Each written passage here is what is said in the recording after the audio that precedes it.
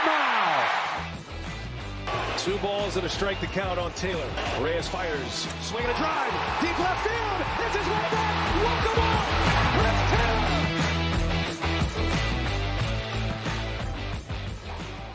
What's up, everyone? Welcome into DodgerHeads, presented by DodgerBlue.com. My name is Jeff Spiegel, joined today by Matt Moreno. Matt, this has become one of my favorite pre-spring training traditions where Buster Olney of ESPN goes through and ranks his top 10 at a bunch of different positions. And it's fun for a Dodger fan because we've got guys on basically every single list. Today we're talking starting pitching. If you missed it already, we posted our relief pitcher rankings earlier. Blake Trinan made that list. But today we're talking starting pitching, and you see the headline below. Walker Buehler on the list. Julio Urias, Clayton, Kershaw, Trevor Bauer not on the list. So, Matt, we'll start with the headline. Walker Buehler, 6th on the list, behind DeGrom, Burns, Wheeler, Scherzer, Cole. Urias was 11th. Again, Kershaw 14th, Bauer 18th, if you're just sort of going down the list of guys not mentioned there. So I'll start with saying something that might seem controversial to some of our listeners. I don't know. I think Buehler is appropriately ranked here.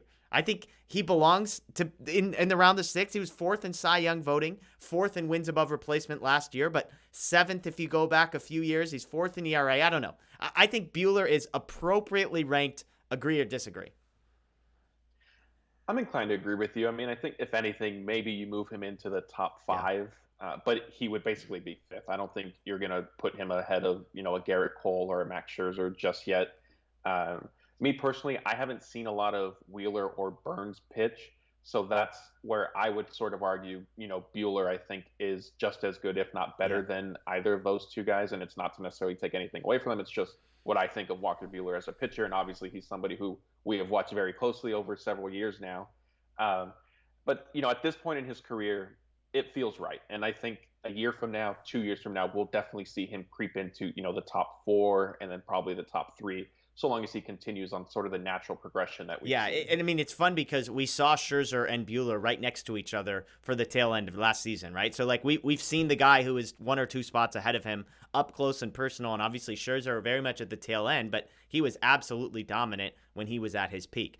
The fascinating thing for me is my issue with this list was not Walker Buehler. It's actually Julio Urias. And again, if you watch the show, you know my stance on Julio Urias. I think an argument could be made that Urias is actually better than Walker Buehler.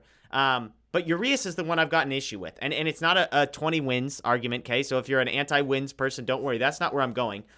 He's just really, really good. StatCast, top 15% in every category, basically. Exit velocity, hard hit percentage, expected numbers, barrel rate, walk rate, chase rate, spin rate. Go down the list. He's in the top 15% in every single one of those. Now, the natural question is, okay, Jeff, who do you want to take off of the list? And for me, it would be Max Fried, who is 8th on the list. That's the guy I would remove. That's the who does he replace category. And here's why. Last year, Fried, 3.8 wins above replacement. Urias had 5 wins above replacement, according to Fangraphs. Fried, 3.04 ERA. Urias, 2.96 ERA.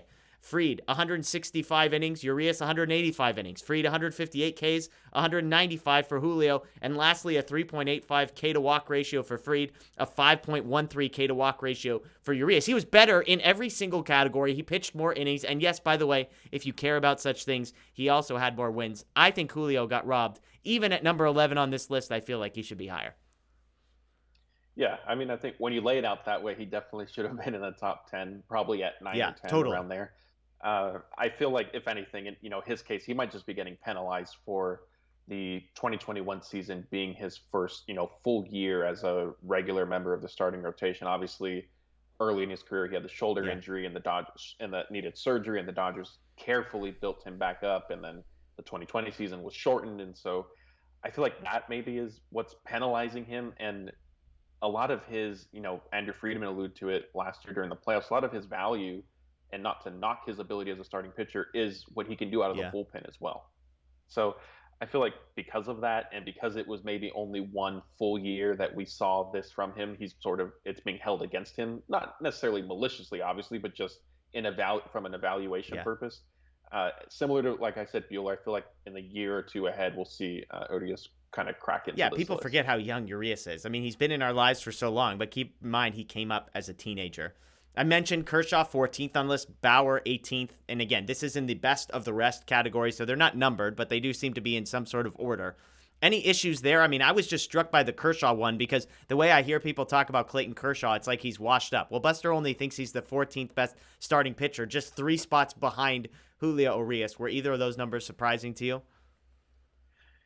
What surprised me was that Kershaw was, sort of at least appears to have been ranked ahead of Bauer, just because, I think Bauer obviously won a Cy Young in 2020, and there are a lot of people who point, and it was a great year, but I think if you then sort of dig into his overall career, I'm somebody who thinks he got paid like a number 1 starter, and he wasn't that outlier. caliber at all.